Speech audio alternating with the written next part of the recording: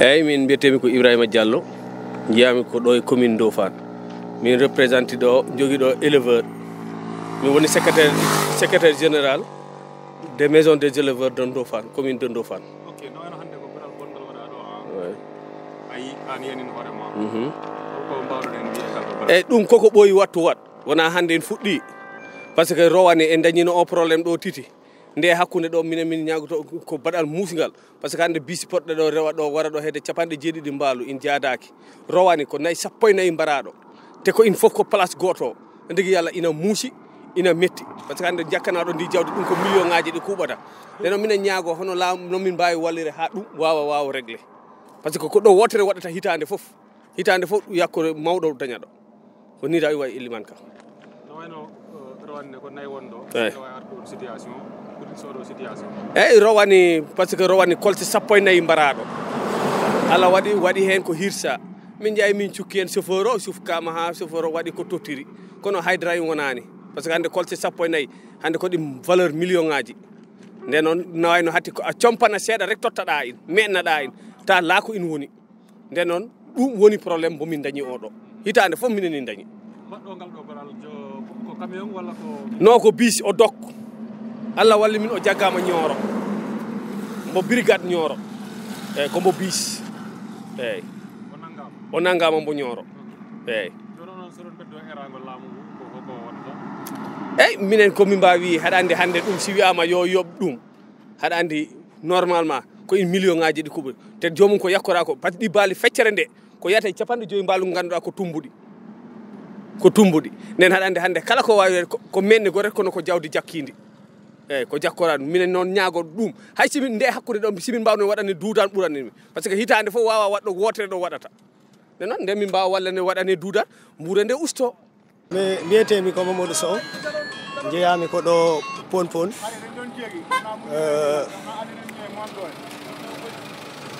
Mamadou no wayno hande ko banal gongal waɗa ɗo hande baali fof ko bis waɗi ɗi holno jiiruɗa ngal balal effectivement Elimane enen fof jiidi ɗum ina wayno in woni baɗal ngal ganduɗa ko baɗal musgal yani hande titi e aynakoɓe rowani waɗino ɗo hikka kadi même heure in watti ɗo sa laari an a ɗumani ar en retard seeɗa mais ko wara ko ɗo e mbaalu nde in hayma in woni baali 70 mbaalu ko eggunoɓe noon ɓe immori sengo Louga e diwan bo ɓe mbiyata Kër Momar Sarr mi yejjitat Sarr nde ɓe jiya précisément noon kono koye diwan mo Kër Momar Sarr ɓe eggi ɗo noon hakkunde Saare Sutura e Saare Njoogu ɓe jofi noon koye gese Saare Njoogu hande ɗum ɗo waɗi ɗo biche ari rondi ɗi baali hedde 70 mbaalu feeri in ha pari ko ɓuuri ko hen wat bizarre ɓe odoki e ballal Allah noon wiyama o nanggama Nioro ni kamɓe ɓe brigade gendarmerie Nioro voilà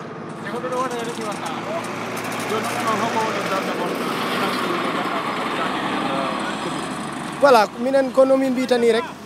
andini hen kam ɗum ko laamu tan wawma hen wallu ina muusi hitan foof ko wayni daña ɗo te in dañata hay sivi goto par ce que koɓe mbiyata ko ɗo joggi ala hen ko e place goto in waɗata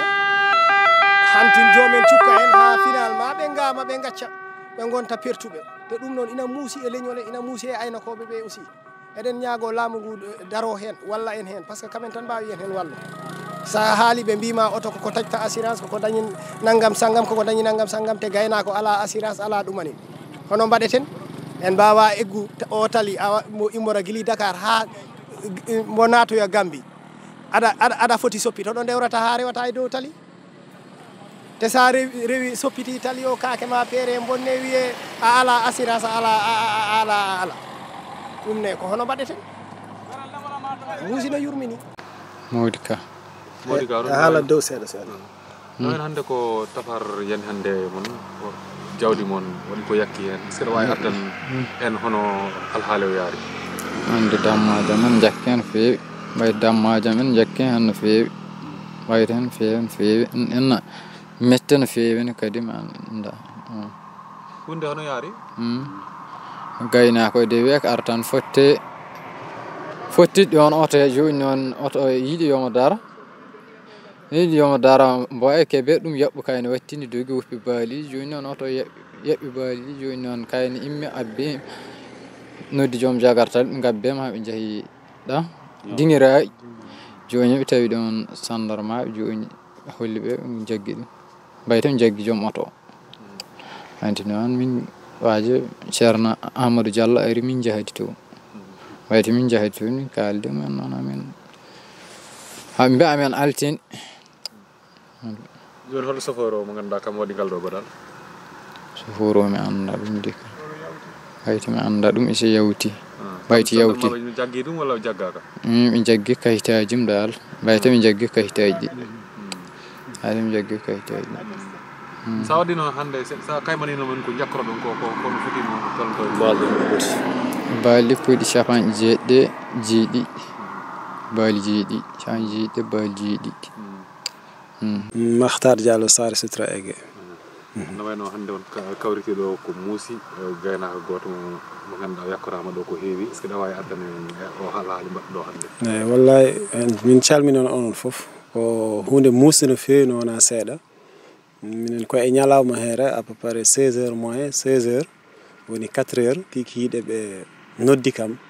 galle be mbi kam ande won baali kewdi peeraadi do tali he tan woddani saare njogu ko hedde saare amen Sare Sutra ay mbi dum baali kewdi kam wallahi baaldi dum burti baaldi kewi ha burti te hewani wonbe do dal mbi dum e moƴƴi don woni ko noddumi Ceerno Amadou kalanmi dum noddumi kadi brigade mo Kaolack kalanmi dum be nodditi kam be mbi kam dum ko e Nioro be totti kam numéro don noddumi brigade Nioro be mbi kam e minen ni départ pour arde nder hen minen ni min immi woni ko min gabbi gay nde min ngari min tayri ko non min ngari min tawi ko fodde capanɗe jeeɗiɗi mbaalu woni on tuma non min pahmani ko capanɗe jeeɗiɗi kono kam min gandi kam ɗum timmi capanɗe jeego pawɗe kam woni ko min namni gaynako o e koreji mum ɓe kalani min winde nde ɗum woni ɓe mbi gaynako o ne baali ɗi nde peera ha pari nder hen oto o jaɓani daro o dog gaynako ne Allah okki en sens o hawri e Jakarta tan o haali joom Jakarta on waɗɗini ɗum bo ɓe cukki oto ne ɓe gabbimo ha Ndinguiraye hawri chauffeur o ne vraiment kam ne taw mo anni daro sax o wi min o dari e gendarme ɓe he hawriti e joom gaynako on yettima on saha sax ɓe poɗodiri ɗon seeɗa woni ko gendarme ɓe jaggi ko boyo mbaɗi ɗum calme woni ko ɓe noddi brigade on tuma ɓe ngari ɓe ƴeewi alhaali ono yahriri woni ko ɓe brigade naɓe noddi commandant wi yo gaynako o ar he joom baali ɗi ar minen hawri min ngari minen fof min jeehi min jotti toon nde min jotti toon min goni hen commandant o wi joni ko wawi won haade haydara yo joom oto o nodde si joom oto o noddama joom baali ari min kaali hono baali ɗi poti min degɗa i nder amen hono min deglirta i nder amen yo joom oto o haal yo joom baali o haal mbaalu fof ko hono foti yoɓete e baali ɗi hono poti woni min komin calcule 65 on tuma min mbaɗi déclaré min kalani joom oto o e nderen hawrite gaynako o taw siwano yotto o yettoyima o ari wi min goɗɗi cukki hen winda toon dal ko woni ko e kayitaji he ko 68 joni noon woni komin noddi joom oto o min mbi joni minen min jewti mbaalu 100 000 francs woni ko wi yo ustane ɗum heewi o jaɓi yob o andi ko ñawore kadi mo jaɓi yob kono ɗum heewi min jewtidi ha ujunnaje 15 kadi o wi ɗum joni haade o haalen haydara yomin okku ɗum ɗo ha janggo kam taw o yewtidi e koreji mum o yewtidi kadi e jegenayi mum e doole mum ɗo tolni on tuma o nodda Ceerno Amadou aynakoɓe fof min kawra min jewɗo min jewta min pamdira e mum woni ko commanda wi nden o jagga o waɗa attesté oto o nanga carte grise o nanga ɗum ɗo permis chauffeur o winda attestation oto o ko horaire Kolda Dakar Kolda oto o chauffeur o naɓa kiliyaneji ɗi ha ɗi jotto Kolda o ara so ari noon on tuma kawroyen toon jooɗoɗen jewten on tuma so tawi on yoɓi ɗon ɗum jiɗɗen si kadi tawi o yoɓani procédure goɗɗo ƴeftaɗo foof jehen hen no wayno ko wayni hitande kala ina ɗo waɗa rawani ko nayi wonɗo hikka ko baali holko wonata darde won après ɗum ina darde nde de ko yimɓeɓe fof poti hen daro surtout soforaji ɗi e aynakoɓe ɓene par ce que ko hunde hittude reglu saabu ɗum ko baɗal musgal ɗum waɗi ɗo rawani hikka titi ɗum waɗi rawani ko hedde 17 ɗum waɗi hikka ɗiɗo balɗe presque capanɗe 7 finalement wiya walla 7 ɗum ina muusa kalmin ko kaymi in ko jawdi hewndi joni noon hande eɗen ɓurɗen tan ñaago laamu ngu walla ene soforaji par ce que gaynako wawa soppittali mumunte ala hakkil mais an soforo ka joom hakkil nden normalement aɗa foti wawa sa haytima hunde yeeso ma ko wayno nayi walla baali jahara sese ha ɗum soppita puɗɗa yawdu mais enen dal jiiɗen tigui rigui haqqe omo kuule ɗe poti dañi e lesdi he kam ɓe dañanimo kono welma fof marda ɗum ñande ndewɗa tali fo aɗa yiya pucci baraɗi bamɗi baraɗi baali baraɗi beyi baraɗi à chaque fois ɗum vraiment ina muusi goɗɗo ko woni feere nde ɗo feere nde ɗo jemma e ñalawma eɗen hen peut être en dañani solution rek eɗen denti noon eɗen ballino eɗen kalda e laamu ngu eɗen kalda e aynakoɓe eɗen ndena jawdi mum kono laamu ngu ko foti ko wat tigui rigui waɗani par ce que min sinno kono hande min chauffeur o yahata yo jagge ɗon e guiri he laare chauffeur goɗɗo o naɓa joguiɗo permis o naɓa auto o yettino e cliyaneji ɗi o kam o holle ko waɗi ko ala ɗo tigui ɗum par ce que neɗɗo wawa dok no weliri ɗum wara fodde 7 mbaalu wiya yo waɗe attesté o yaha ha o arta ɗum no muusi eyyi mbitemi ko almami Keeba Ba jiyaɗo ɗo e Ndoffane Laghem jooɗiɗo e Tambacounda eyyi o alhaali mbaɗɗo hande holko woni hen yiyande ɗo eyyi komin mbiyata tan e laamu ngu e soforaji ɗi yoɓe gandu ni no joom biseji ɗi waɗi soodi biseji mum waɗi entreprise mum inniri naggam transport ko noon baali ɗi e nayyi ɗi goni entreprise aji aynaɓe ɓe kala ko auto biseji ɗi e autoji ɗi dogi ko ɓe gurnatɓe hen ɓesgu mumen ɓe joɓa hen yimɓe mumen joom jawdi ndine ko hen ndin jawdi ɗo no wurni ɓesgu mum ɗo no yoɓata aynaɓe mum goni emploi ji mum saabu hande o gaynako so ɓe bonni liggey mum ɓe joom entreprise o ɓe bonni entreprise mum kono nino chauffeur o waɗi ha joom transport o dañi entreprise yo andu kamne ko entreprise goɗɗo o bonni hande saabu 7 mbaalu e 7 sa calculi ɗum ɓuuri 7 millions enen fof ɗen gandi ko mbaalu jarata hande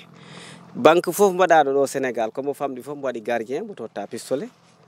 e nayyi ɗi ne beyɗi e baali ɗi jomiɓe ɗi ko ɗum woni banque mumen ɓe poti dañ jogitari ɗiɓe ndeniri jogitari mumen kala jiraɗo en jaasi wiya fotani jogo jaasi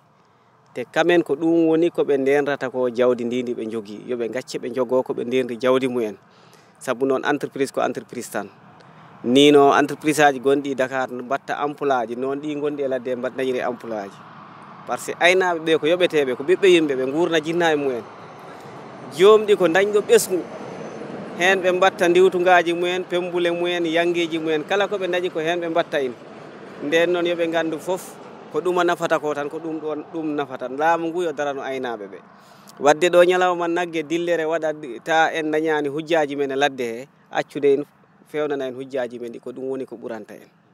ɓe enni wadde ñalawma nagge wiya hikka e raison Kaolack kono ko ɓurani en si tawi ñalawma nagge o reglata hujjaji men ɗi yoɓe gaccumo ɓe degla hujjaji aynaɓe ɓe wonɓe e ladde he saabu noon sa yi saare nde weeli ko wonɓe ɓe e ladde he so ala gonɗo e ladde ko woni koye saare heɓota welata ko kamen ko warete ko Kaolack e Dakar en fof ko aynaɓe gayni ɗum ha ɗum mawni si tawi auto arat wara hen 7 lawol gotol hay goto wonta ɗo ñaw tewte ɗum ne ko état o tan wullirte nden noon yoɓe daro e gaynaka e ballo aynaɓe ɓe ɗum min jinno hen haalde